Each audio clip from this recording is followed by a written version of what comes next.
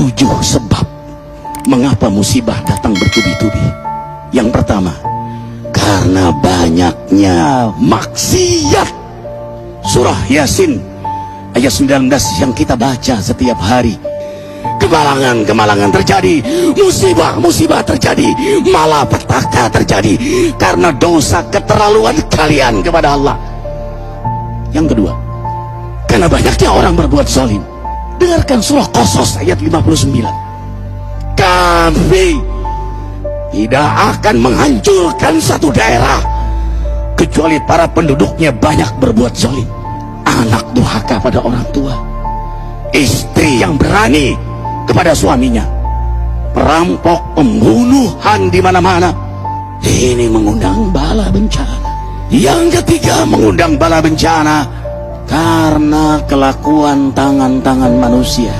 Rum 41. Telah tampak kerusakan di daratan dan lautan karena tangan-tangan jahil manusia, agar mereka merasakan akibat perbuatan mereka.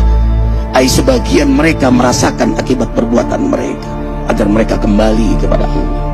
Yang keempat, bencana terjadi karena para tokoh melakukan kemaksiatan dan kezaliman. Dengarkan dengan iman, wahai penduduk Indonesia yang mulia, bila kami ingin menghancurkan suatu negeri, kami perintahkan para tokohnya untuk taat kepada Allah, tapi mereka maksiat, tapi mereka berbuat zalim, tapi mereka khianat kepadaku dan kepada makhlukku. Fahaqa alaihil qaul, maka haklah untuk mereka datang bala bencana seperti kaum Ad, kaum Samud, kaum Lut, kaum Nuh. Kami hancurkan sehancur-hancurnya. Siapa tokoh itu? Para pemimpin kita yang sumpah Al-Quran di kepalanya, demi Allah tidak korupsi. Lalu korupsi.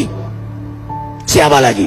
Hartawan, orang-orang kaya yang dengan harta berpoya-poya, sombong, maksiat dengan kekayaannya di tengah orang yang banyak menderita. Siapa lagi? Ulama yang menjual ayat-ayat Allah dengan murah. Subhanallah. Yang kelima, mengapa bala bencana terjadi?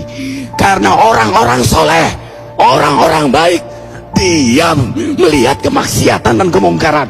Surah Al-Anfal ayat 25. Takutlah kalian dengan musibah yang tidak hanya menimpa orang yang maksiat, orang yang berbuat zalim, tapi juga kalian orang-orang soleh. Maka masa bodoh dengan kemaksiatan bukanlah sikap seorang mukmin. Amar ma'ruf nahi munkar adalah amal cerdas. Yang keenam, justru karena rahmat Allah, karena peringatan yang Allah hadirkan agar hadir mahkamah kesadaran kita. Ikhwah, dengarkan dengan iman surah Al-Baqarah ayat 155, 156, 157. Kami pasti uji kalian dengan sesuatu yang buat kalian takut lapar, takut miskin, takut kematian. Tapi kabarkan berita gembira bagi hamba Allah yang sabar dari semua ujiannya, yang mereka berkata, sesungguhnya kami milik Allah dan sungguhnya kami akan kembali kepada Allah. Yang terakhir, yang ketujuh, ada yang nanya, bagaimana yang maksiat yang selamat? Tenang-tenang saja. Yang berbuat zalim malah sukses. Di mana keadilannya? Allah Maha Adil.